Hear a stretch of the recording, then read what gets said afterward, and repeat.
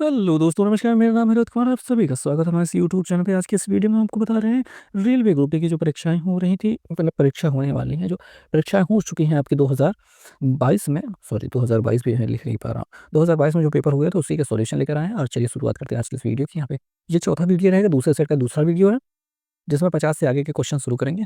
तो देखो क्वेश्चन क्या है कि 10.5 सेंटीमीटर त्रिज्या वाले धातु के गोले को पिघलाकर 3.5 सेंटीमीटर त्रिज्या वाले छोटे गोले के रूप में ढाला जाता है। इस प्रकार प्राप्त छोटे गोलों की संख्या ज्ञात कीजिए।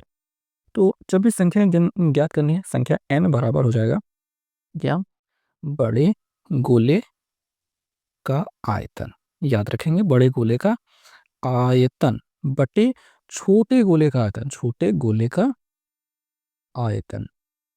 ये सूत्र होता है, याद रखेंगे। अगर गोला ना हो, कुछ और भी हो, काट के बनाया जा रहा हो, पिघला के बनाया जा रहा हो, हमेशा बड़े वाले का आयतन ऊपर रखेंगे, छोटे वाले का नीचे रखेंगे। यही हमेशा नियम से होता है। अच्छा, और क्या है देखिए, बड़े गोले का आयतन देखिए 4/3 पाई कैपिटल आर क्यूब, ऐसा कह सकते हैं। और 4/3 पाई स्मॉल आर क्यूब कर सकते हैं, स्मॉल आर क्यूब। 4/3 बराबर है, कट जाएगा। तो कैपिटल आर की वैल्यू क्या है अपने, ये जो 10.5 दिखाई दे रहा है, 10.5 घाते 3 है तो 3 बार रहेगा, 10.5 गुणित 10.5। हालांकि इसको लिखने की इतनी आवश्यकता नहीं थी, कम में भी कम हो जाता। और छोटे आर की वैल्यू है 3.5, वही अपना 3.5 3 बार आएगा। ठीक है, इनको गुणा नहीं करना है, भाग करना है। देखो दशमलव से ये वाला दशमलव हट गया, इससे ये वाला हट गया, इससे ये वाला हट गया। 35 तो यही है, 105 होता है, 3 बार जाता है। ठीक है, तो कोई बड़ी बात नहीं। 3 तिरका 9 कितना हो रहा है, 27 हो रहा है, तो 27 उत्तर हो जाएगा। समझ में आ गया मैं? इतना ज़्यादा लंबा डिटेल में जाने की आवश्यकता नहीं थी। अपन बहुत अच्छे से समझ सकते हैं कि ये सारी चीज़ें, मतलब ये देखो, बार बार प्रैक्टिस करोगे तो ये आदत में आ जाएगा, और आदत में आ जाएगा तो और कम समय में भी इसको कर सकते हो। उसमें कुछ ज़रूरी नहीं है कि हमने इतना इतना जो डिटेल है हमने ज़बरदस्ती लिखा है। और ज़ाहिर-सी बात है, इसको बिना कुछ लिखे हुए भी आप उत्तर निकाल सकते हो। जब वो समझने वाला होता है, कहता है यार इसका 3 गुना ही तो ये हो रहा है, और यहाँ पे आयतन की बात है तो घाते 3, ज़ाहिर-सी बात है, तो 3 की घाते 3 बराबर 27 हो जाता, तो 27 उत्तर हो जाता। तो ऐसा भी उत्तर निकल सकता है, इसमें कोई बड़ी बात नहीं है। सब बहुत आसान बात है। अगला क्वेश्चन देखते हैं, लासा-मासा से आधारित है। कह रहे हैं 2 संख्याओं का लघुत्तम समापवर्तक उनके महत्तम समापवर्तक का 20 गुने के बराबर है। इनका जो एलसीएम है वो एचसीएफ के 20 गुने के बराबर है। और मैं आपको बता देता हूँ कि जो संख्याओं का अनुपात होगा, ये जो 20 गुना दिखाई दे रहा है, इसी से निकलेगा। अब इनका अनुपात क्या होगा, वो 4 पंचे 20 होता है ना, तो 4:5 के अनुपात में संख्याएँ होंगी। मैं आपको एकदम सामान्य से रूप से बता देता हूँ। अब आप कहेंगे सर 10 दूनिया 20 भी तो होता है, पर इनका मासा तो 2 निकल रहा है ना, इस वजह से ये नहीं लिया जाएगा। ऐसी अभाज्य संख्याएँ, मतलब सहअभाज्य संख्याएँ लीजिए जो कि अपना यूज़ आ सके, ठीक है? ऐसा नहीं होता है कि ऐसा नहीं होता है कि आप उसमें कुछ और, मतलब ट्राई कर, मतलब सहअभाज्य संख्याएँ ही लीजिए। तो ये समझ में आ गया। यही 20 गुने से हमने अनुपात निकाल लिया, और उनका मासा दिखाई दे रहा है 213, 213। अब जो 213 है, 213 में अगर आप 4 से गुणा करोगे तो एक संख्या प्राप्त हो जाएगी, और 213 में 5 से गुणा करोगे, यही वाला 5 से, तो दूसरी संख्या प्राप्त हो जाएगी। दोनों संख्या आपको मिल जाएँगे, ठीक है? इन दोनों संख्याओं में से किसी एक को 225 से विभाजित किया जाता है, तो 4 से भागफल और 165 शेषफल प्राप्त होता है। दूसरी संख्या ज्ञात करनी है, एक संख्या को छोड़कर दूसरी संख्या ज्ञात करनी है, ये ऐसा बता रहे हैं। गुणा करा दो, 4 तियाई 12, 4 एकम 4 एक 5, 4 दूनी 8, 5 तिहाई 15, 5 एकम 5 एक 6, हाँ ठीक है, 5 दूनी 10, इतना हो गया। अब देखिए, इसमें बड़ी संख्या को ही ले लेते हैं, जो इसको इससे भाग करेंगे। 225 से अगर बड़ी संख्या यानी कि 1065 को भाग करेंगे, तो अगर ये 4 बार जाना चाहता है, जो भागफल यहाँ पे 4 दिखाई दे रहा है, तो 4 पच्चीस सामने 100, 4 दूनी 8, 900 हो रहा है टोटल, ठीक है? तो घटाएंगे तो 165 प्राप्त हो रहा है, 165 यहाँ पे मिल रहा है। यानी ये वाली वो संख्या है जिसको इससे भाग करने पर, तो हमको दूसरी संख्या ज्ञात करनी है। तो दूसरी संख्या क्या दिखाई दे रही है, 852 दिखाई दे रहा है, तो 852 अपना सही जवाब हो जाएगा। समझ में आ रही बात? मामला समझ में आ गया ना?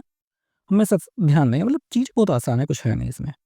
एक कैसा क्वेश्चन है, घरेलू और औद्योगिक ठोस अपशिष्ट, अपशिष्ट मतलब जो अपना व्यर्थ पदार्थ निकलते हैं, घरेलू और औद्योगिक ठोस अपशिष्टों में मुख्य अंतर क्या होता है? तो घरेलू अपशिष्ट की संरचना विषम होती है, यानी घर में अलग अलग प्रकार के जब हम ये चीज़ें यूज़ करते हैं, तो उसमें से जो ठोस पदार्थ निकलते हैं, वो उनमें हर एक की अलग अलग संरचना होती है, अलग अलग हो जाते हैं।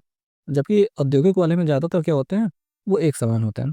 अच्छा, यहाँ पे इसमें कह रहे हैं कि औद्योगिक ठोस अपशिष्ट प्रदूषक का एक स्रोत होता है। घरेलू जो होते हैं वो भी प्रदूषक होते हैं, ये बात हो गई।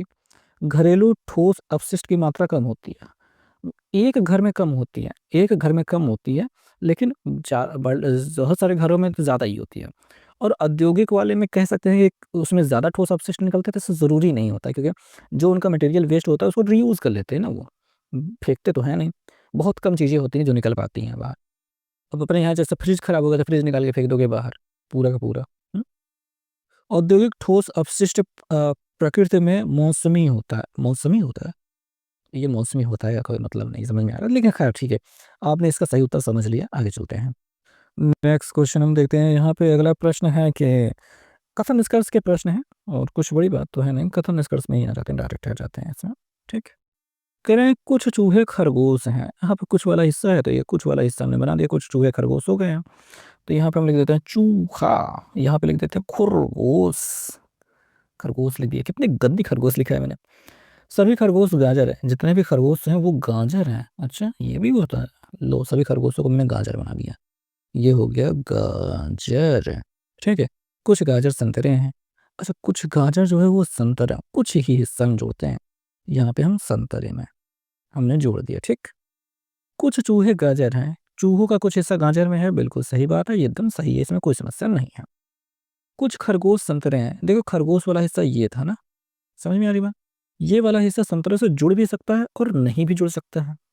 इस वजह से ये कहने की कुछ खरगोश संतरे हैं सही भी है, मतलब ये भी गलत है, और कह दें कि नहीं है वो भी गलत है, तो ये गलत है। इसमें केवल एक निष्कर्ष अनुसरण करता है, तो यहाँ पे देखो केवल एक निष्कर्ष पालन करता है, ये हो जाएगा इस प्रश्न का उत्तर। दूसरा, इसमें कथन निष्कर्ष वाले लाइन से लगाए हुए वही सेम टू सेम चीजें अपनी बात कर रहे हैं बार बार। ठीक है। इसमें क्या है कि कुछ तालाब मछलियां हैं। यहाँ पे क्या दिखाई दे रहा है, कुछ तालाब हो गई जो मछलियां हो गई, छोड़ो थोड़ा सा छोटा छोड़ो, ठीक है ऐसा। अच्छा, ये हो गया तालाब, ये हो गया मछली, हो गया ठीक है। कुछ नदियां मछलियां हैं। अच्छा जी, कुछ नदियां हैं, लोग कुछ नदियां मछलियों में जोड़ देते हैं, नदियां, ये जोड़ दिया हमने। सभी मछलियां टंकियां हैं, जितनी भी मछलियां हैं वो टंकियों में है। टंकियां टंकियां मतलब मैं बनाने की कोशिश तो कर रहा हूँ, बस ऐसा ही जो बना है। देखो सभी मछलियां जो हैं वो टंकी हैं, टंकी, ये टंकी मैंने बना दी है।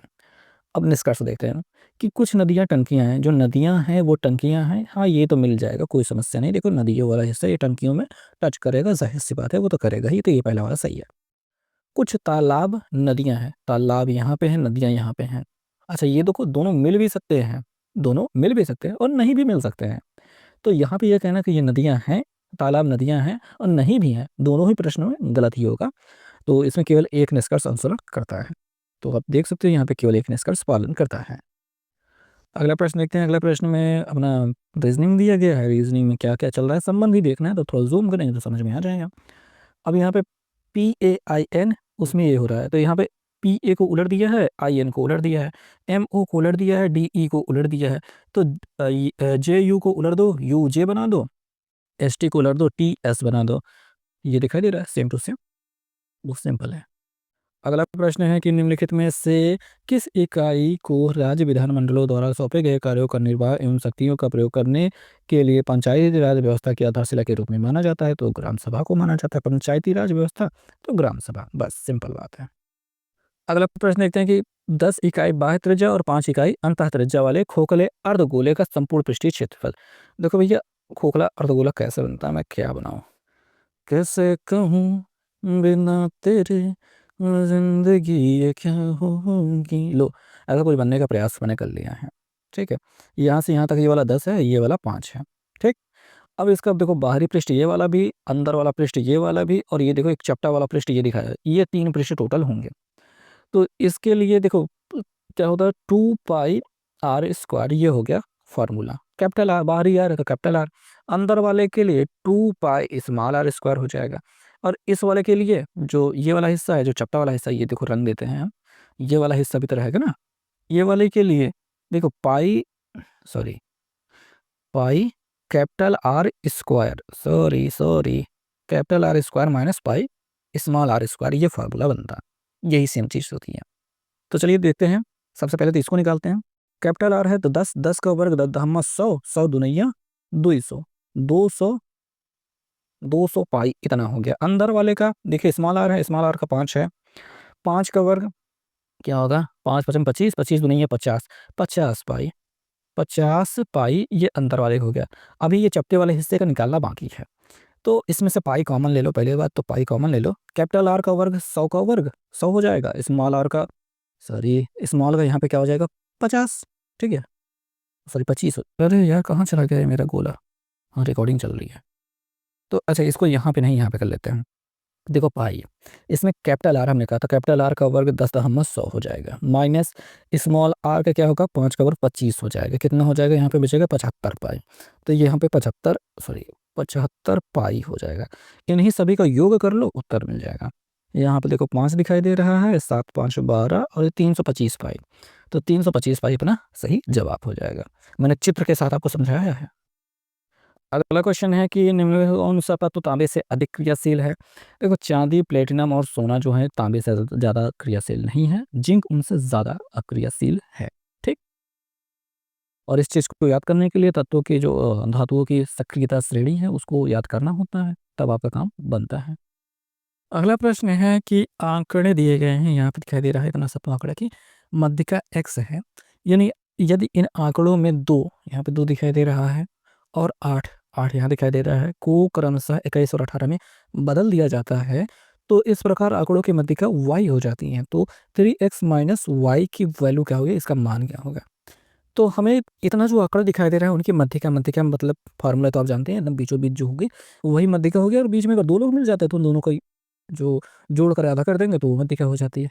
मध्यिका का सूत्र तो आपको पता है ना, एनवा पद अगर विषम संख्या है तो एनवा पद है, और एनवा पद ऐसा लिखा जाता है ना, मध्यिका बराबर एनवा पद अगर विषम संख्या है तो, अगर सम संख्या है तो n/2 पद, हाँ, प्लस n/2 प्लस 1 पद बटा 2। यही जो होती है यही तो मध्यिका होती है। सूत्र आपने पढ़ा होगा पहले है, उसी चीज़ का यहाँ पे प्रयोग हो रहा है। लेकिन बात यही आ जाती है कि अपन यहाँ पे इससे मध्यिका निकालने के लिए सबसे पहले इनको क्रम से लगाना ज़रूरी होता है। और क्रम से लगाने के लफड़ा ये हो जाता है कि यार अपन भूल जाते हैं कि कौन सा इसमें है। तो अपन देखते हैं, एक ट्रायल लेते हैं कि कैसे हम कर पाएंगे। एक ऐसा तरीका निकालते हैं कि ये लिखते भी पूरा बन जाए और बहुत ज़्यादा छूटे भी। जैसे हम शुरू करेंगे अपने 9 से ही, 9 ले लिया, 9 लिख लिया, 12 है और देखो 11 भी है। तो 11 और 12 को हमने देखिए 10 बीच में जगह छोड़ दी है, लेकिन अगर 2 बार भी 10 हो सकता है तो भी अपना काम बन जाए। ऐसे थोड़ा सा दूर लिखेंगे। अब 8 है तो थोड़ा 8 इधर लिख लेते हैं, 16 है 16 थोड़ा दूर लिख लेते हैं, 18 उसके बाद लिख लेते हैं। ठीक है, फिर 10 आ जा रहा है तो 10 यहाँ बीच में लिख देते हैं। 14 है तो अब देखो 14 15 13 यह सब दिखाई दे रहा है, तो 13 14 और 15 भी लिख लिया, 16 और 18 दिखाई दे रहा है। अब यहाँ पे 17 भी है तो यह इनके बीच में 17 होगा। अभी कलम से अपन लिख रहे हैं, ठीक है, बात समझ में आ रही है। कलम से लिख रहे हैं तो कुछ जगह पे अगर कुछ बच जा रहा था इसे 17 घुसा दो ऐसे। ठीक, 20 है और 24 है, 2 भी है तो 2 इधर लिख दिया, 20 24 है तो 20 और यहाँ पे 24 लिख दिया हमने। एक व्यवस्था के तौर पे हमने ये पूरा लाइन से लिख लिया है। अभी कितने लोग हैं तो देखो 1 2 3 4 5 6 7 8 9 10, ये 11 12 13 14, 14 लोग हैं। जब 14 लोग हैं यानी सम संख्या है तो जो 14 का आधा 7वें नंबर पे होगा और 8वें नंबर पे, यानी 1 2 3 4 5 6 7, 7वें नंबर पे जौन होगा और जो 8वें नंबर पे होगा उन दोनों का योगफल का आधा। 14 और 13 को जोड़ देंगे तो कितना मिल जाएगा 27। 27 का जो आधा हो जाएगा वो हो जाएगा कितना 13.5, 13 दशमलव 13 26 27 मतलब 13.5 इतना मिल जाएगा। बहुत सिंपल सी बात है। ये अपना हो जाएगा क्या, पहले बात तो हमको हमारी मध्यिका क्या थी x थी, तो ये x की वैल्यू है। ठीक, अब कह रहे हैं कि 2 और 8 को, यहाँ पे जो 2 है और वो जो 8 है इन दोनों को 21 और 18 में बदल दिया जाए, यानी एक और 18 आ जाएगा और 20 के बाद एक 21 आ जाएगा। 2 गिनती इधर पड़ गई। ठीक है, 14 संख्याएं अभी भी हैं, ये दोनों गायब हो गई, ये 2 लोग ऐड हो गए। तो अब कौन आया है, अब मतलब कौन मध्यिका बनेगी। तो वही, अब जब 14 संख्याएं हैं तो 7वें 8वें नंबर पे जो होगा वही अपना होगा। तो ये पहला दूसरा तीसरा चौथा पाँचवा छठवां और ये देखिए 7वें नंबर पे 15 हो गया और 8वें नंबर पे 16 हो गया, बाकी सब इससे बड़ी हैं। तो 15 और 16 का योगफल का आधा 15.5 होगा, कितना होगा 15.5 होगा। यही होगा, सही जोड़ो 6 5 11 1 और 1 1 2 31 हो जाएगा, 31 का आधा 15.5 हो जाएगा। ये हो जाएगी y की वैल्यू। समझ में आएगी बात, मध्यिका निकालने का तरीका समझ में आ गया। लाइन से हमने लिखा है, सारी चीज़ यहाँ पे सामने दिखाई है। और अगर आप कलम से लिखोगे कॉपी आपकी प्रैक्टिस रहती है, इस वजह से ज़्यादा अच्छा लिख पाओगे। अब चूंकि मैं यहाँ पे देखो अपना एक स्क्रीन पे लिखने वाले पेन से लिख रहा हूँ, उससे अच्छा लिख नहीं पाता हूँ, तो मैं अपन जैसा लिख पा रहा हूँ वैसे हिसाब से लिख करके आपको समझा रहा हूँ कि ये होगा तरीका। ये तरीका अगर आप सीख जाओगे तो आप मध्यिका को आसानी से निकाल पाओगे, क्योंकि मध्यिका में सबसे बड़ी समस्या यही होती है कि इनको क्रम से लिखना सबसे बड़ी समस्या होती है। एक आध अक्षर इसमें से एक आध संख्या छूट सकती है, समझ में आ रही है? छूट सकती है और उसके बाद फिर मामला ही गलत हो जाएगा। तो छूटे भी ना और कोई गलती भी ना हो, तो उस वजह से ये व्यवस्था मैंने आपको बताई है। ठीक है? समझदार लोग इसको कर पाएँगे, थोड़ा-सा कम समझदार जो होंगे, जो उसमें आर्गुमेंट खोजेंगे कि ऐसे नहीं, ऐसे कर सकते हो, तो भई वो लोग भी ज़्यादा समझदार हैं, वो लोग अपने हिसाब से अपना तरीका बनाएँ। अब मेरे पास जितना तरीका है मैं वही बताऊँगा, जो मैं खुद अपनाता हूँ वही सारी चीज़ें मैं आपको बताता हूँ, क्योंकि मैं ऐसे ही सोच पाता हूँ, जितना मैं सोच पाता हूँ उतना मैं आपको बता पाता हूँ। गरीब आदमी कितना समझाए। आगे बढ़ते हैं। इसमें 3x - y है, यानी कि इसमें 3 से गुणा कर देंगे और जो कुछ मिलेगा उसको 15 उसमें से ये y वैल्यू जो वैल्यू है घटा देंगे। 3 पचे 15 के पास हासिल लगे 1, दशमलव तो लगेगा 1 अंक पे। 3 तिरिक 9, 10 का 0 हासिल लगी 1, 3 का 3 1 4 इतना मिल रहा है, इसको घटाना है। 0.5 में 0.5 घट के खत्म हो गए, बात ही खत्म हो गई, उसका कोई मतलब ही नहीं है। हासिल ले लो 10 में से 5 गेंद 5 और 3 में से 1 गेंद 2, 25 दिखाई दे रहा है, तो 25 अपना सही जवाब हो जाएगा। ओके, समझ में आ गई बात। अगला प्रश्न देखेंगे। अगला प्रश्न कह रहे हैं कि क्षण चुंबक के निकट लाए जाने पर दिक्सूचक की सुई विक्षेपित क्यों हो जाती है? देखिए, क्षण चुंबक क्या मतलब, आपने चुंबक के बारे में सीधे-सीधे समझा ही होगा। जैसे मैं ये जो कह रहा हूँ चुंबक, चुंबक नॉर्मली आप जानती हैं चुंबक क्या होता है, और क्षण चुंबक का मतलब होता है एक ऐसा चुंबक जो छड़ के आकार का हो बस। एक सिंपल सा टॉफ़ी के चॉकलेट जैसा ऐसा लंबा सा जो होगा, उसमें एक एन पोल होगा, एस पोल होगा, उसमें चाहे लिखा जाए या ना लिखा जाए, एन और एस तो रहना लाज़मी है। सामान्य सी बात है, वो होता ही होता है। तो अगर वो छड़ के आकार का है तो छड़ चुंबक होता है। एक होता है यू के आकार का, अगर उसको चुंबक को बना दिया जाए तो उसे यू चुंबक कहा जाएगा, और हिंदी में उसे नाल चुंबक कहा जाता है। नाल का मतलब होता है घोड़े की नाल, जो होता है घोड़े का जो पैर होता है, खुर होता है, उसमें एक नाल ऐसे लगी रहती है ना, ताकि उसका खुर घिस ना जाए। तो उसकी वजह से उसे नाल, वो घोड़े की नाल होती है, उसी नाल के आकार का ये होता है, तो उसे इसको नाल चुंबक भी कहते हैं, ठीक है? जिस आकार का चुंबक उसी आकार का नाम, इतनी सी बात है। तो आपने इतना समझ लिया। मैं इन चीज़ों को हटा देता हूँ क्योंकि हमारा केवल क्षण चुंबक का मामला था, तो हम केवल क्षण चुंबक को ही लेके चल देंगे। यहाँ पे अपना एन और एस हो जाएगा। क्षण चुंबक के निकट दिक्सूचक, दिक्सूचक को कहा जाता है कुतुबनुमा। अपना दिक्सूचक हिंदी हो गया, कुतुबनुमा उर्दू हो गया, और यार अंग्रेजी में इसको क्या कहा जाता है? चुंबकीय सुई कह सकते हैं, क्या कहते हैं? कंपास कहा जाता है, सॉरी, सॉरी, याद आया, कंपास। मोबाइल में भी कंपास होता है, एक ऐसा होता है जिसमें एन, नॉर्थ, साउथ, ईस्ट और वेस्ट ये लिखा रहता है, और उसमें एक सुई होती है जो हमेशा, जिसकी तीर वाली दिशा हमेशा उत्तर को दिखाती है।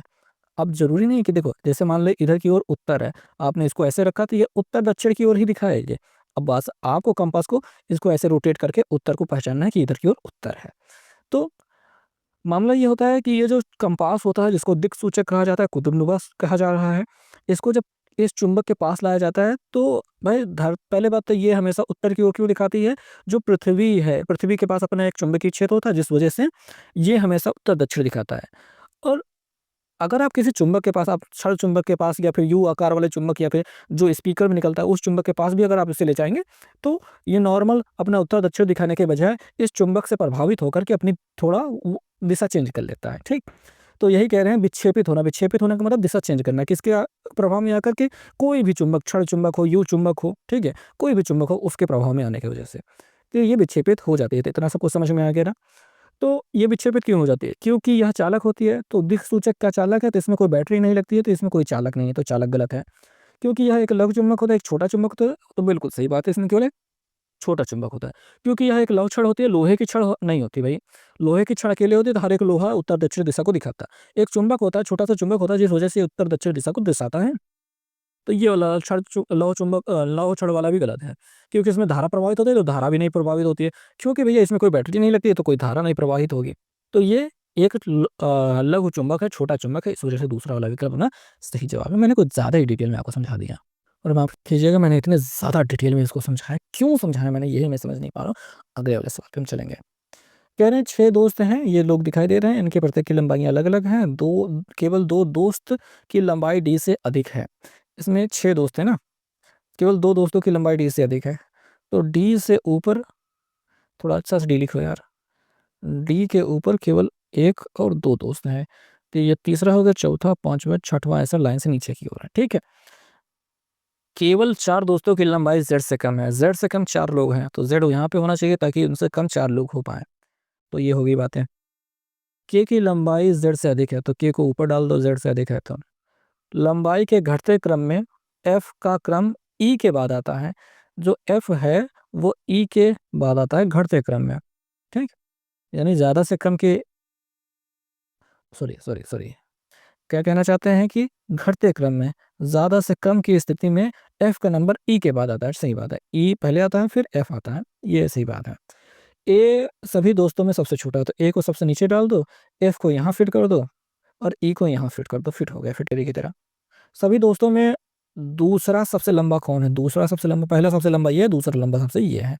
तो आप देख पा रहे हैं कि आपको उत्तर मिल जा रहा है। ठीक, अगला प्रश्न देखेंगे। अगला प्रश्न क्या है कि एक, ये फिजिक्स का प्रश्न है। यदि एक 10 सेंटीमीटर ऊंची वस्तु 20 सेंटीमीटर त्रिज्या वाले अवतल सॉरी 20 सेंटीमीटर त्रिज्या, त्रिज्या मतलब यहाँ पे वक्रता त्रिज्या दी गई है, फोकस दूरी नहीं दी गई है, वो अवतल दर्पण से 40 सेंटीमीटर के दूर पे रखा जाता है, तो सभी दूरियों को ध्रुव का मूल बिंदु मानते हुए मुख्य अक्ष पर नापा जाता है, तो प्रतिबिंब की स्थिति और ऊंचाई क्रमशः क्या होगी, ये हमको बताना है। तो सबसे पहले तो देखो प्रतिबिंब की स्थिति, यहाँ पे सबसे पहले तो दर्पण है। दर्पण के लिए जो सूत्र होता है वो होता है 1/f बराबर 1/v प्लस 1/u, इसमें प्लस होता है। ठीक, अब दूसरी बात, यहाँ पे देखो त्रिज्या दी गई है, त्रिज्या का मतलब होता है वक्रता त्रिज्या। वक्रता त्रिज्या इसमें 20 दी गई है, तो फोकस दूरी उसकी आधी होती है, तो आधी होती है तो कितना हो जाएगा 10, 20 का आधा 10 हो जाएगा। चूंकि ये अवतल है इसलिए -10 यूज होगा, -10 यूज होगा, बराबर 1/v की वैल्यू तो निकालनी है प्लस 1/u, u की वैल्यू यहाँ पे 40 सेंटीमीटर दूर पे रखा है वस्तु को, तो -40 सेंटीमीटर तो ये रहेगा। अच्छा, ये माइनस में इधर जाके प्लस हो जाएगा। ठीक, तो ठीक है, 1/v बराबर हो जाएगा माइनस में -1/10, मतलब वही है, माइनस ऊपर लिखो या नीचे कोई बात नहीं है। ये अपना 1/40 ऐसे हो जाएगा, इनका एलसीएम कितना हो जाएगा 40 हो जाएगा। 10 चौके 40 हो रहा तो -4 और प्लस 1, ठीक है, ये प्लस 1 घटा कर क्या मिल जाएगा -3 मिल जाएगा। कितना मिल जाएगा -3। तो v की वैल्यू हमको क्या दिखाई दे रहा है, हम उलट देंगे 40 बटा -3, -3 को यहाँ पे नीचे लिखने की कोई आवश्यकता नहीं, माइनस को ऊपर लिख दो, 3 को नीचे लिख दो, 3 से भाग करो, 3 एकम 3 बचेगा 1 और 10 हो रहा, 3 त्रिका 9 दशमलव 3 तो -13.33 सेंटीमीटर जो दिखाई दे रहा है वो क्या है आपका, ये हो गया, जिसमें जो प्रतिबिंब की स्थिति पहले निकालने का कह रहे हैं, प्रतिबिंब की स्थिति v की वैल्यू। तो यहाँ पे देखो 13 नहीं दिखाई दे रहा है, यहाँ नहीं दिखाई दे रहा है, यहाँ दिखाई दे रहा है, लेकिन प्लस में दिखाई दे रहा है, तो यहाँ जो सही दिखाई दे रहा है यही अपना सही जवाब हो जाएगा। अच्छा, इसको निकालने के लिए भी अपना फार्मूला होता है। ठीक है, क्या होता है फार्मूला, m बराबर -v/u बराबर I/o, I/o या फिर h-h कुछ लिख ले, कुछ लोग लिखते हैं, जैसा भी जो लिखना चाहे वो लिखे, कोई समस्या नहीं है। पर अगर 13 से यहाँ पे उत्तर मिल जा रहा है तो ज़्यादा समस्या नहीं, ज़रूरत नहीं है, कोई परेशान होने की आवश्यकता नहीं है, आराम से मिल जाएगा। और वैसे भी यहाँ पे देख रहे हैं 33, ये जो दो हैं दोनों सेम टू सेम दिए गए हैं। अब 13 वाले में जो प्लस वाला माइनस वाले से निर्धारित कर लिया, ये दोनों जब सेम टू सेम है तो कोई समस्या वाली बात ही नहीं है। ठीक, तो मेरे ख्याल से आपने समझ लिया होगा इस सारी बातों को। चलिए अगला वाला प्रश्न देखते हैं। अगला वाला प्रश्न में कह रहे हैं कि प्रश्न चिन्ह के स्थान पर श्रृंखला में कौन आएगा, यही हमको बताना है। तो कोई बड़ी बात तो है नहीं, इसमें कुछ दिखाई दे तो नहीं रहा। जैसे एच दिखाई दे रहा है, 8 का दुगुना 16 हो रहा है, इसमें 11 का दुगुना 22 हो रहा है, 14 का दुगुना 28 हो रहा है, ये 17 होता है, 17 दूनी 34 और 20 होता है, 20 दूनी 40। अगला क्या होगा यही हमको बताना है। तो 8 3 11 होता है, 11 3 14 होता है, 14 3 17 होता है, 17 3 20 होता है, 20 3 23 होता है, 23 मतलब डब्लू, डब्लू और 23 दूना ये 46 होता है, तो डब्लू 46। तो सिंपल है ये। ठीक, अगला प्रश्न देखेंगे केमिस्ट्री का, बहुत आसान प्रश्न है। इसमें से कह रहे हैं कि इनमें से कौन सा कार्बन यौगिक नहीं है। कार्बन का होता है सी होता है भैया 6 इसका परमाणु क्रमांक, जिसका होता है 2,4, बाहरी को उसमें 4 इलेक्ट्रॉन होते हैं, यही होता है ना। इसमें CH4 ये मीथेन है, क्या है, मीथेन है, तो इसमें कार्बन सीधे सीधे दिखाई दे रहा है। अब यहाँ पे C2H6 है, CHCl, इसमें ये क्लोरीन है, लेकिन ये वाला तो कार्बन है ही। इसमें देखो कार्बन ही पहचानना है। जैसे यहाँ पे CO दिखाई दे रहा है, CO अपना कार्बन थोड़ी ना है। अच्छा, ये कैपिटल होता तब सोचा जाता कि कार्बन और ऑक्सीजन है, बट यहाँ पे CO है, ये कोबाल्ट भी हो सकता है, CO से शायद कोबाल्ट ही होता है, मेरे ख्याल से, पता नहीं, मुझे याद नहीं आ रहा है। खैर, इसमें देखो कार्बन दिखाई दे रहा है, इसमें कार्बन दिखाई दे रहा है, इसमें कार्बन दिखाई दे रहा है, तो इसमें कार्बन नहीं दिखाई दे रहा है। एक तो होता है कार्बनिक यौगिक और अकार्बनिक यौगिक। पहली बात, कार्बन यौगिक का मतलब कार्बनिक यौगिक और अकार्बनिक यौगिक भी होते हैं। जिसमें कार्बन भरपूर मात्रा में अच्छे से कार्बन दिखाई देता है, वो कार्बनिक यौगिक होते हैं। अगर इसमें मान लीजिए ये कार्बन होगा भी तो भी ये कार्बनिक यौगिक नहीं ना गिना जाता है, एक कंडीशन ये होती है। क्योंकि ये देखो कार्बन, इसमें कार्बन और हाइड्रोजन का संयोजन है, यहाँ पे कार्बन हाइड्रोजन, यहाँ पे कार्बन, ये कार्बन खुले रूप में दिखाई दे रहा है, ये कार्बन नहीं है, CO है। ठीक है, इस वजह से कार्बन की यौगिक नहीं, कुछ ज़्यादा ही नहीं बता रहा हूँ मैं, इतना बताने की क्या आवश्यकता है, तो सिंपल से दिखाई दे रहा है, जिसमें कार्बन है वो कार्बन यौगिक है, जिसमें नहीं दिखाई दे रहा है वो कार्बन यौगिक नहीं है। मैंने कितना ज्ञान दे दिया इसमें। अगला प्रश्न है कि फोकस का कौन सा हिस्सा है से होकर गुजरने वाली प्रकाश की किरण बिना विचलन के गुजर जाती है लेंस का। देखो लेंस दो प्रकार के होते हैं, एक होता है उत्तल लेंस, ठीक, एक होता है अवतल लेंस। ये मुख्य रूप से दो होते हैं, इन दोनों को मिला के बहुत सारे बनते रहते हैं। इसमें देखो ये मुख्य अक्ष होता है, ये मुख्य अक्ष होता है। इसमें एक बीचों बीच एक पिंट बिंदु होता है, यहाँ पे एक पॉइंट होता है, यहाँ पे एक बिंदु होता है जिसको कहा जाता है प्रकाशिक केंद्र, ठीक है। जब इसमें से प्रकाश से गुजरता है तो सीधे निकल जाता है, कोई इसमें परेशानी नहीं होती, इसको कहीं से गुजरने में कोई परेशानी नहीं होती है, ठीक है। ये समझ में आ रही बात ये। अब देखो मुख्य अक्ष वाला जो भी प्रकाश है वो भी सीधे तो निकल जा रहा है, ये भी बात तो समझो। यहाँ से जो प्रकाश गुजर रहा है ये वाला इधर की ओर वाला, ये भी तो सीधे निकल जा रहा है, इसमें तो कोई तकलीफ नहीं हो रही है।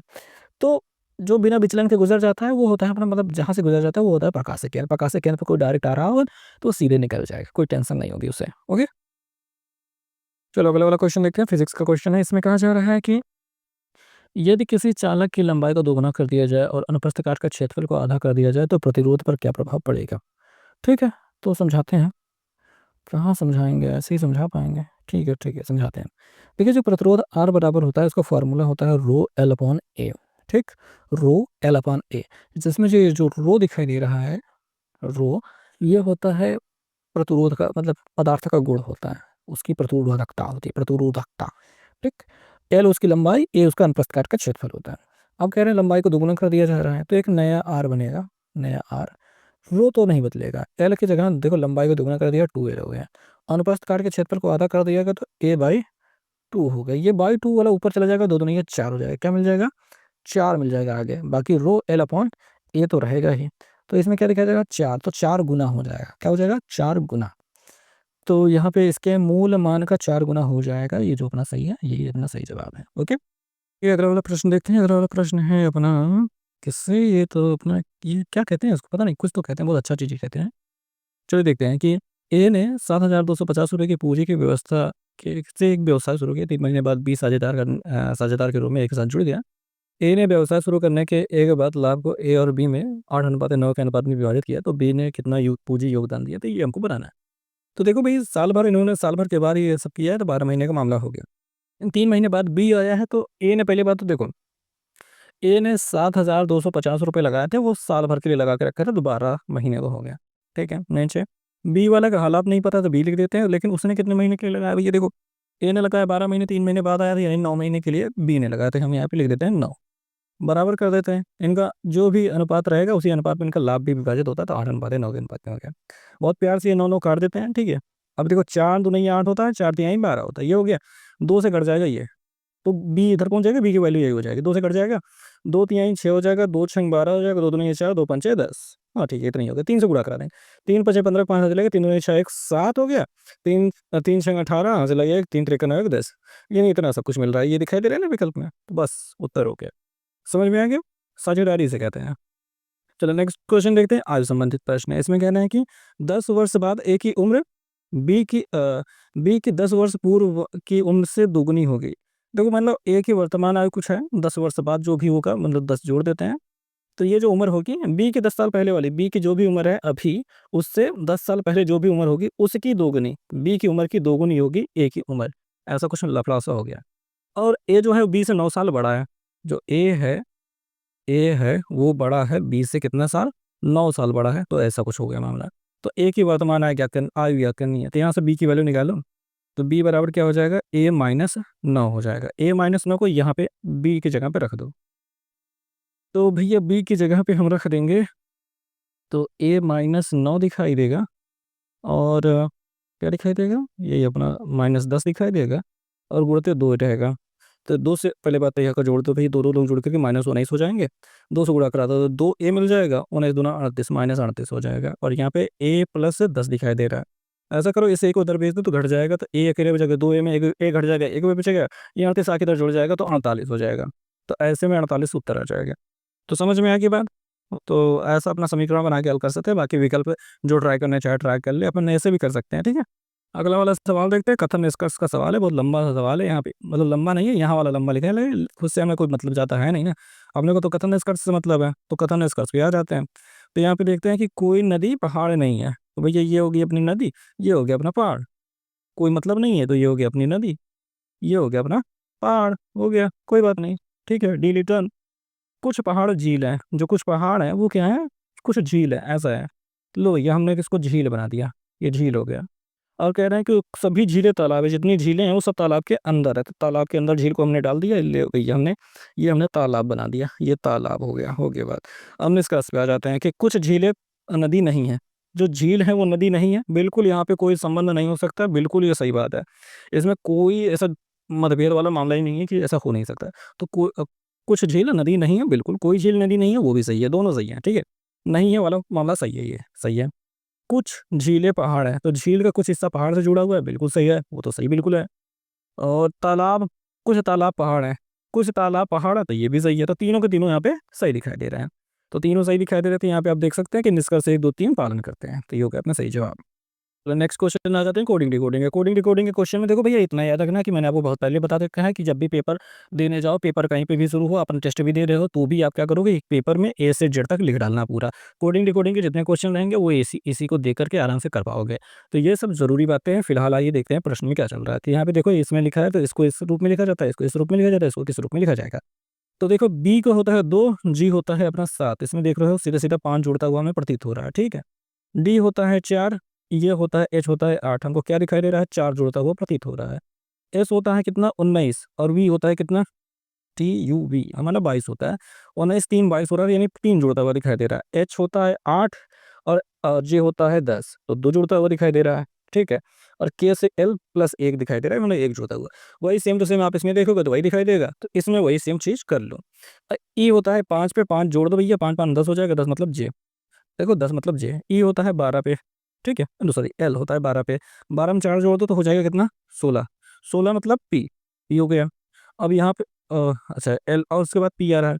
पी होता है 16 पे, 16 पे 3 जोड़ दो 19 हो जाएगा, 19 होता है एस, तो एस हो गया। और यहाँ पे दिखाई दे रहा है एच, क्या दिखाई दे रहा है एच, एच होता है 8 पे, उसमें 2 जोड़ दो तो 10 हो जाएगा, 10 मतलब जे, ठीक है, जे हो जाएगा। और यहाँ पे टी, टी में 1 जोड़ दोगे तो टी के बाद यू आता है सीधा सीधा, ये तो दिखाई दे रहा है ना सेम टू सेम। तो ज़्यादा लफड़ा वाली बात नहीं है, कभी-कभी आसान प्रश्न भी आते हैं। हालाँकि ये सारी चीज़ें जो है ना, आप क्या है कि अगर आपने एबीसीडी लिख के रखा, तो जल्दी हो पाएँगी, इतना दिमाग नहीं लगाना पड़ता है, उससे ज़्यादा जल्दी होता है, ठीक? तो नेक्स्ट क्वेश्चन देख लेते हैं। यहाँ पे 5 मित्र भैया देखो, ये रैंकिंग वाला मामला हो गया, मतलब क्रम व्यवस्था वाला मामला हो गया। 5 लोग हैं, 5 मित्र हैं, एबीसीडी-ई। एक परीक्षा में भाग लेते हैं, प्रत्येक ने अलग-अलग अंक प्राप्त किए हैं। अच्छा, यहाँ पे कुछ थोड़ा छुप जा रहा है, तो अब देखते हैं। बी ने केवल 2 मित्रों से अधिक अंक प्राप्त किए हैं। देखो 5 लोग हैं, एक देखो ऐसा 1 2 3 4 5। अब जो बी है वो केवल 2 लोगों से ज़्यादा है, तो इसको यहाँ पे टिका दो, ठीक है, 2 लोगों से ज़्यादा हो गया। नीचे वाला कम, ऊपर वाला ज़्यादा। सी ने सर्वाधिक अंक प्राप्त नहीं किए, लेकिन बी से अधिक अंक प्राप्त किए हैं, तो सी बी से तो ज़्यादा है, लेकिन सबसे ज़्यादा नहीं है, तो भई बी से ऊपर रख दिए हमने, सबसे ज़्यादा पे नहीं रखा है। ई ने केवल डी से अधिक अंक प्राप्त किए। ई जो भाई साहब हैं, वो केवल डी से ज़्यादा हैं, तो ये हो गया डी से ऊपर हो गया। अब सब कौन बचा भाई, ए बचा है, तो ए को ऊपर रख देते हैं। कह रहे हैं सर्वाधिक अंकों के आधार पर इनमें से कौन दूसरे स्थान पर है। दूसरे स्थान पे हमको क्या दिखाई दे रहा है, सी दिखाई दे रहा है, तो हमारा सी जवाब होगा सही। ठीक है, तो ये आसान प्रश्न है, ठीक। नेक्स्ट क्वेश्चन देखते हैं। यहाँ पे कहा गया है कि यदि 2 संख्याएँ हैं ए और बी इस प्रकार के हैं कि इस अनुपात में है और ये इस अनुपात में है, तो ए प्लस बी का मान ज्ञात करना। सबसे पहले हमको ए और बी का मान निकालना पड़ेगा, तभी कुछ हो पाएगा। अब देखो इसमें तरीका क्या होता है, बाहर-बाहर का गुणा, अंदर-अंदर का गुणा, यानी कि ए बी का गुणा हो जाएगा 24 गुणित 24, यानी हम 24 स्क्वायर भी लिख सकते थे, इतनी बात हो गई है। अब यहाँ से बाहर-बाहर का गुणा, अंदर-अंदर का गुणा। अब यहाँ पे देखो, तो यहाँ पे बी स्क्वायर, अंदर-अंदर का गुणा, बी स्क्वायर बराबर ए गुणित आपको मिल गया 192, ऐसा मिल गया, ठीक है। अब यहाँ से बी की वैल्यू नहीं, ए की वैल्यू निकालो। यहाँ पे ए हम रखना चाहते हैं, ए का मान रखना चाहते हैं, तो ए बराबर हो जाएगा 24 गुणित 24 बटा बी, तो वही यहाँ पे रख देंगे। तो यहाँ पे 24 गुणित अपना 24 हो जाएगा, गुणित 192 हो जाएगा, बटा बी रहेगा। लेकिन हम बी नीचे लिखने के बजाय डायरेक्ट यहाँ पे अगर पहुँचा देंगे तो बी क्यूब हो जाएगा, यानी कि हमको घनमूल निकालना है। अब देखो भाई 24 24 24 जो भी है, ये पहले बात 192 जो बड़ा सा दिखाई दे रहा है, हमको उसको थोड़ा सा छोटा कर लेना चाहिए। तो 192 को हम कर लेते हैं, 192 को 2 से काट देते हैं। 2 अट्ठे 2 9 18, 2 छंग 12, 2 से काटेंगे, 2 चौके 8, 2 8 16, 2 से काटेंगे, 2 दूनी 4, 2 चौके 8, 24 दिखाई दे रहा है। यहाँ पे भी अपने पास 24 है और यहाँ पे 2 की घात 3 हो रही है। तो अगर इसका गुणनखंड करते हैं तो 2 की घात 3 मिलता है और 24 मिलता है। इतनी बात समझ में आ रही है। 24 3 बार है, तो b बराबर क्या मिल जाएगा, 24 गुणित अपना ये जो 2 की घात 3 का उसका घनमूल 2 मिल जाएगा। 24 दूना क्या हो जाएगा, 48 हो जाएगी। ये b की वैल्यू हो जाएगी। b की वैल्यू जब 48 हो गई है, तो यहाँ पे a की वैल्यू निकाल लेते हैं। इस b की जगह पे हम 48 रख देते हैं यहाँ पे, ठीक है, 48 रख देते हैं। 24 दूना 48 होता है 2, 2 से 24 को काट देंगे तो 12, a की वैल्यू 12 मिल गई, यहाँ पे 12। हमको दोनों का योगफल निकालना है, तो 8 2 10 का 0 यहाँ से लगे 1, 4 1 5 1 6, 60 हो जा रहा है। तो पहला वाला विकल्प अपना सही जवाब हो जा रहा है। तो समझ में आ रही बात ना? तो मामला बस इतना सा है कि इसमें ज़्यादा कुछ समस्याएँ वाली बात नहीं है, थोड़ा-सा ज़्यादा कैलकुलेशन हमने कर दिया है। चलो अगला क्वेश्चन है कि इसमें पूछा जा रहा है कि ये क्या है? एक द्विघात समीकरण, एक केवल एक संख्या, रैखिक समीकरण, चतुर्घात समीकरण। इन सब का मतलब क्या है? द्विघात समीकरण में घात जो होती है, जैसे घात दिखाई दे रहा है ना, अधिकतम घात 2 होती है। केवल संख्या में केवल गिनती है, जैसे 12, 35 कुछ भी लिख दिया जाए। रैखिक समीकरण में चर राशि की घात 1 दिखाई, जैसे x + 2 = 0, ऐसा कुछ होता है रैखिक समीकरण। 4 घात वाले में जैसे घात 4 दिखाई दे रहे थे, चतुर्थ समीकरण होता है। तो फिलहाल ये क्या है, ये समझने के लिए हमें इसे सॉल्व करना पड़ेगा। इसे 4 घात दे करके आप डायरेक्ट नहीं कह सकते हैं कि ये चतुर्थ समीकरण है। देखो, आपके पास x² - 2 है, इसके पास होल स्क्वायर है, तो यहाँ पे देखिए इसका जब वर्ग करेंगे तो x की घात 4 मिल जाएगी, और फिर इसका 2 का वर्ग होगा प्लस, देखो माइनस की वजह से ये मत कह देना कि यहाँ पे माइनस होना चाहिए। a - b² + b² - 2ab वाला फार्मूला होता है ना, तो -2ab मतलब 2a मतलब एक्स स्क्वायर, b मतलब अपना 2, 2 दूनी 4x², यहाँ पे टोटली 4x² ऐसे लिख सकते हैं, ठीक। अच्छा देखो, यहाँ पे आगे माइनस था, तो वो माइनस की वजह से चिन्ह बदला होगा। यहाँ पे माइनस हो जाएगा, यहाँ पे माइनस हो जाएगा, और यहाँ पे प्लस हो जाएगा। अब ये वाला x⁴ माइनस में और ये वाला x⁴ प्लस में है, तो कट जाएंगे, ठीक। तो हमारे पास ये जो पहले 4x² है ये बचेगा, और यहाँ पर तो पूरा सॉल्व हो चुका है, और यहाँ पे -4 बचा है, वो भी देखते हैं। तो -4 है, और यहाँ पे देखिए +2 है और -x है। ये दोनों जोड़ करके घट करके अपना हो जाएंगे क्या, -2।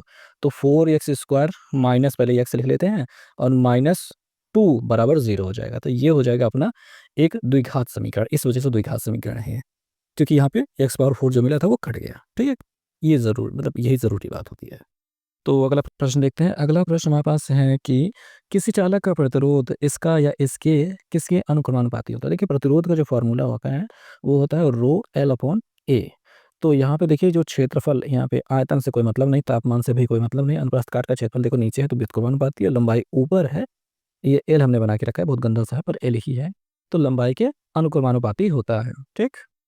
अगला क्वेश्चन देखते हैं। इसमें कह रहे हैं कि निम्न पाई चार्ट में 1 लीटर स्ट्रॉबेरी शेक बनाने में प्रयुक्त सामग्रियों की लागत प्रतिशत विवरण प्रदर्शित किया गया है। चार्ट का अध्ययन करके पूछे गए प्रश्न का उत्तर दीजिए। यहाँ पे ये सब कुछ दिखाई दे रहा है, बहुत गंदे तरीके से दिखाई दे रहा है, जो भी दिखाई दे रहा है आगे देखेंगे।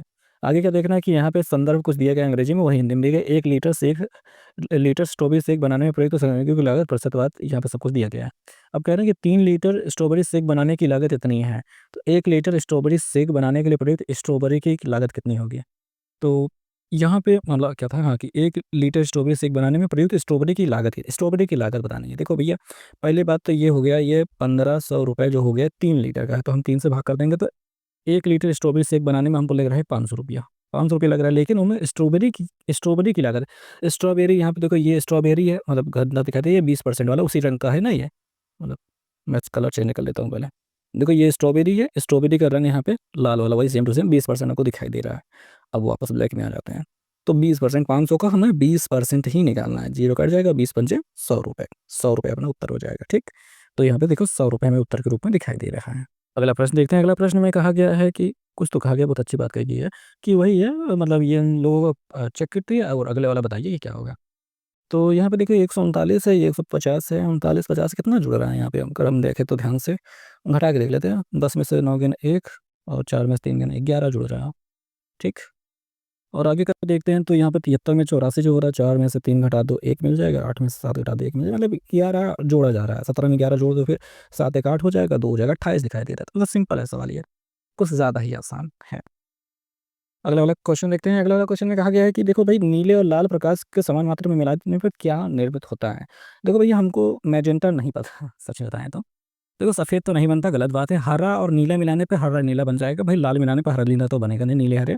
पीला इतनी आसानी से नहीं बनता है, ठीक है? नीला और लाल मिलाने से नहीं बनता है, तो मैजेंटा ही अपना सही जवाब हो जाएगा, ठीक? रंगों की इतनी समझ तो है थोड़ी बहुत।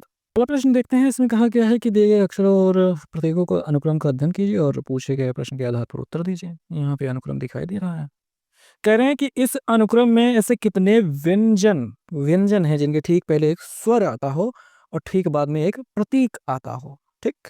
व्यंजन के पहले स्वर, बाद में प्रतीक। तो ध्यान से देखें क्या, तो क्या खोजा जाए पहले। तो जैसे ये एक व्यंजन तो है, लेकिन इससे आगे कोई मतलब नहीं है। तो जैसे ये एक व्यंजन है, इसके आगे कोई स्वर है नहीं, ये स्वर है, ये एक स्वर है। अच्छा, ये एक व्यंजन है, ठीक है। एल एक व्यंजन है जिसके आगे एक स्वर है और बाद में एक प्रतीक है, तो ये एक हमको दिखाई दे रहा है, ठीक। ऐसे ही यहाँ पे देख लेते हैं। यहाँ पे यन एक व्यंजन है, उसके आगे ई एक स्वर है और बाद में एक प्रतीक है, तो यहाँ पे ये दिखाई दे रहा है। आगे चलें, आगे आगे आगे क्या है। जैसे कि डी, डी एक व्यंजन है, व्यंजन के आगे यू एक स्वर है और बाद में एक प्रतीक है, ये हो गया एक। और एक्स को देख लो भाई, एक्स के पहले आई है, एक स्वर है और बाद में एक प्रतीक है, ये हो गया, और कुछ बचा ही नहीं, बात खत्म हो गई। तो ऐसे टोटल 4 लोग हमको यहाँ पे देखने को मिल गए हैं। देखते हैं अगले प्रश्न हमें दिखाई दे रहा है कि इसका मान निकालना है, यानी कि वर्गमूल हमें निकालना है, सीधा सीधी वाली बात है। एक हम निकाल के दिखाते हैं, बाकियों का हम ऐसे डायरेक्ट लिख देंगे और उसके बाद अपन कर लेंगे। देखिए जैसे अपना है क्या, ये 88 36 है, ठीक है। तुमको पीछे के 2 अंक को देखना है पहले बात तो देखो। देखो सभी गिनतियों का वर्ग आपको पता होना चाहिए, 1 से लेकर के 10 तक का। 2 3 4 5 6 ऐसे ही पता होना चाहिए। 1 4 9 4 चौके 16, हाँ, 5 पचम 25, 6 छः 36, 7 7 49, 8 8 64, 9 9 81 और 10 10 100, ये पता होना चाहिए। उसके बाद आप क्या करेंगे कि देखो 36 जो पीछे वाला 6 है, तो ये देखो 4 वाले पे और 6 वाले पे दोनों पे वर्ग में आता है, ठीक। तो हमारा 4 और 6 दोनों ही वर्ग हो सकता है, वर्गमूल हो सकता है इसका। फिर 88 देखना है किनके बीच में आता है, देखो 88 जो है 81 से बड़ा है और 100 से कम है, तो इसके बीच में आता है। तो ये क्या है, 81 किसका वर्ग है, 9 का वर्ग है, तो वही छोटी वाली संख्या 9, 9 को यहाँ पे दोनों के साथ लिख लेना है। अब 9 में गुणा करना है, 9 में उसी रेली की संख्या 10 से गुणा करना है, कितना मिल जाएगा, 90 मिल जाएगा। 90 से 88 कम है, 88 कम है, इस वजह से 94 जो कम वाली संख्या है वो अपना इसका वर्गमूल हो जाएगा। और अगर बड़ा होता भाई तो भाई 96 हो जाता है, सिंपल बात है। तो बाकी सबका भी मैं लिख देता हूँ। तो यहाँ पे देखेंगे इतना सब कुछ मिल चुका है, इसका 94 मिल गया, इसका पे 78 मिल गया, इसका 43 मिल गया। इन दोनों को जोड़ देंगे तुमको क्या मिल जाएगा, 8 4 12, 9 1 10 से 17 मिल जाएगा। उसमें से 43 घटा देंगे, 12 में से 3 गए 9 बच जाएगा, 6 में से 4 गए 2 बच जाएगा, 129 आ जाएगा। तो इस प्रकार से हो जाएगा इस प्रश्न का उत्तर। तो मेरे ख्याल से समझ में आएगा। वर्गमूल निकालने का तरीका आपको याद कर लेना है। अगर आप वर्गमूल याद कर सके तो वर्गमूल याद कर लिए है। आगे वाले प्रश्न चलते हैं।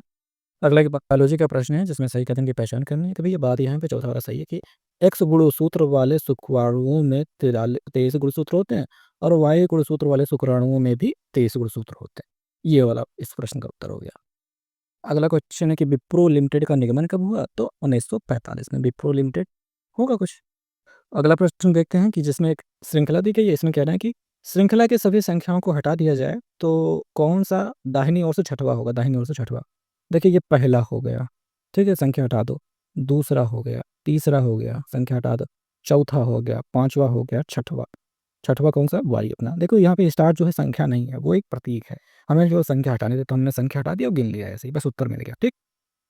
अगला क्वेश्चन है केमिस्ट्री से, इसमें कह रहा है निम्नलिखित में कौन सा तत्व इलेक्ट्रॉन ग्रहण करने की प्रवृत्ति अपेक्षाकृत अधिक रखता है, तो सबसे अधिक रखता है फ्लोरीन। फ्लोरीन जो होता है, फ्लोरीन फ्लोरीन फ्लोरीन जो है ये सबसे ज्यादा इलेक्ट्रॉन ग्रहण करने की प्रवृत्ति रखता है। अगला क्वेश्चन है कि 200 भुजाओं वाले एक बहुभुज के अंतःकोणों का योगफल कितना होगा। फार्मूला क्या होता है, L-2 180 180 यही फार्मूला होता है। 200 में से 2 घटा देंगे तो हमको क्या मिल जाएगा, 198 और गुणा कर देंगे यही अपना 180 से। देखो जीरो तो अपना लग ही जाएगा। अब 18 का पहाड़ा आता है मुझको, नहीं आता यार, शायद नहीं आता। चलो ठीक है, 8 से गुणा कर लें, 8 18 64 का 4 से लगे 6, 8 का 8 9 72 6 72 6 78 7 8 एकम 8 7 15, 1 से गुणा करेंगे 8 9 1 आ जाएगा, ये 4 जीरो तो लगेगा ही। 8 8 16 और 9 9 5 14 15, यहाँ से लगे 1 2 3, इतना मिल जाएगा।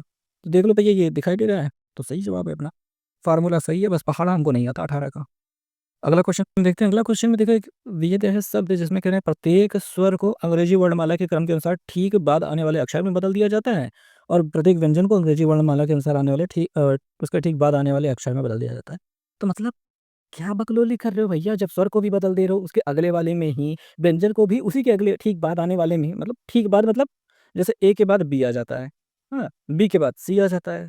जैसे यहाँ पे डी दिखाई दे रहा है, डी के बाद ई आता है तो डी की जगह पे ई रख देना है, और ई आया है तो ई की जगह पे एफ रख देना है, यही अगला करना है। स्वर व्यंजन से कोई मतलब ही नहीं है, बस ये बहकाने के लिए इतना लंबा क्वेश्चन बनाया है। चोर हैं ये लोग, ठीक। तो देखते हैं, डी के बाद हो गया ई का हो गया एफ, सी का हो गया डी, ओ के बाद क्या होता है O M N O P, P हो गया। आर का हो गया क्यों आर, आर के बाद एस, ए के बाद बी, टी, टी के बाद आ जाता है यू, और आई के बाद आई जे, जे आता है, ठीक है, आई के बाद जे आता है। एन, एन के बाद ओ आ जाता है, जी के बाद आता है, जी के बाद एच आ जाता है। इसमें पूछ रहे हैं कि इस प्रकार बने अक्षर समूह में कितने स्वर है, स्वर खोजना है। तो एक, और कहाँ मिल गया यू 2 ओ 3, बस और कुछ तो नहीं मिल रहा है, तो 3 अपना सही जवाब हो जाएगा, ठीक। अगला क्वेश्चन है कि मानव हृदय में फुफ्फुसीय सिरा कहाँ से जुड़ी होती है, तो बाएं आलिंद से जुड़ी होती है। भैया ये मुझको सच में नहीं पता, मैंने बस पार्ट बता दिया। अगला प्रश्न है कि बृहदारण्यक और मुंडक और तैत्तरीय ये किस प्रकार की श्रेणी के धार्मिक ग्रंथ है? तो ये उपनिषद हैं। क्या? उपनिषद हैं। अगला क्वेश्चन देखेंगे कि यदि पी का अर्थ गुणा वगैरह वगैरह बहुत कुछ है, तो इसका क्या मान होगा ये बताना है। तो ये देखो 15 लिखा है, 15 लिख लेते हैं। एस का मतलब होता है भाग, तो भाग का निशान बना लिया, 5 लिख दिया। पी का मतलब गुणा होता है, गुणा बना लिया, 10 लिख दिया। देखो 10 लिख दिया। क्यू का मतलब होता है घटाना, घटाना बना दिया, 4 बना दिया। आर, आर का मतलब होता है जोड़ना, जोड़ बना दिया। 2, 2 बना दिया, सब बना दिया ना। भाग किए तो 3 मिल गया, 3 से गुणा किया 30 मिल गया। कितना मिल गया? 30 मिल गया। अब देखो पहले इन दोनों को लोग को घटाना कर लो, तो 4 में से 2 देखो, 4 माइनस में है, 2 प्लस में है, घट जाएगा, -2 बचेगा, घटा दो तो 28 बच जाएगा, तो 28 अपना सही जवाब हो जाएगा। ओके। अगला क्वेश्चन क्या है? अगला क्वेश्चन कह रहे हैं कि रक्त का इनमें से कौन-सा घटक प्रतिरक्षा को बढ़ा देता है? प्रतिरक्षा मतलब श्वेत रक्त कणिकाएँ बस। कीटाणुओं से लड़ने वाला बुखार होता है तो श्वेत रक्त कणिकाएँ बढ़ जाती हैं शरीर में, बस इतना सिंपल सी बात है। ठीक? अगला जो प्रश्न है ये है अपना कथन और तर्क पे।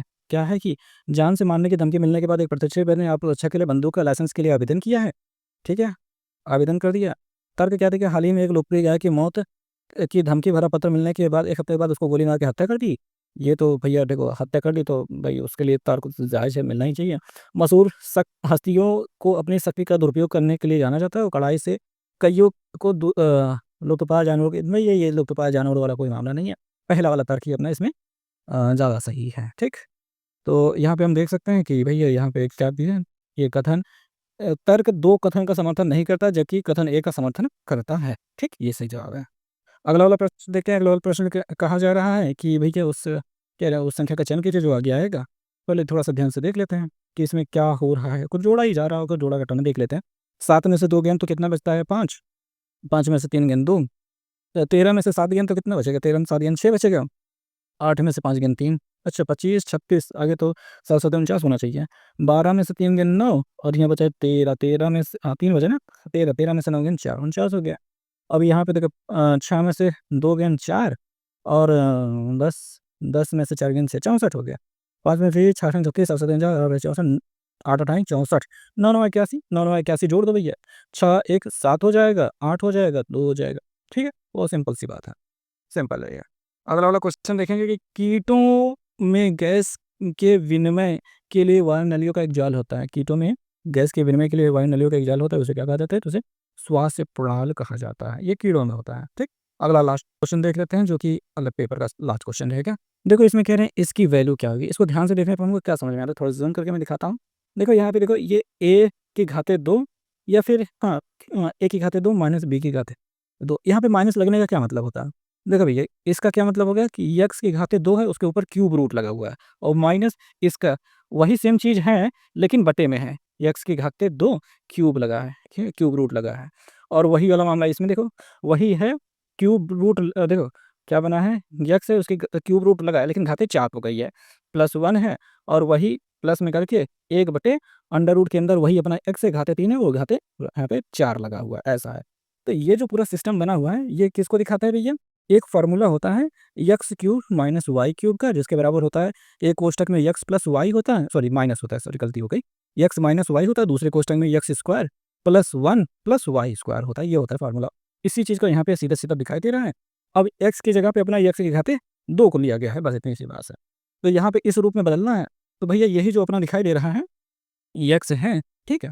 एक्स क्या है अपना ये जो है एक्स की घाते 2/3 है, इसका घाते 3 हो जाएगा और माइनस लगा तो माइनस लग जाएगा और ये जो हिस्सा दिखाई दे रहा है ना ये भी एक्स उसकी जैसे भी लिखा है उसकी घाते 3 हो जाएगा। घाते 3 इसे कट जाएँगे तो यहाँ पे एक्स स्क्वायर बचेगा माइनस अब देखो यह भी एक्स के घाते 2 माइनस में है लेकिन वही बटे में भेज दोगे तो एक्स स्क्वायर मतलब 1/x स्क्वायर हो जाएगा। तो ये चौथा वाला विकल्प अपना हो जाएगा। ठीक?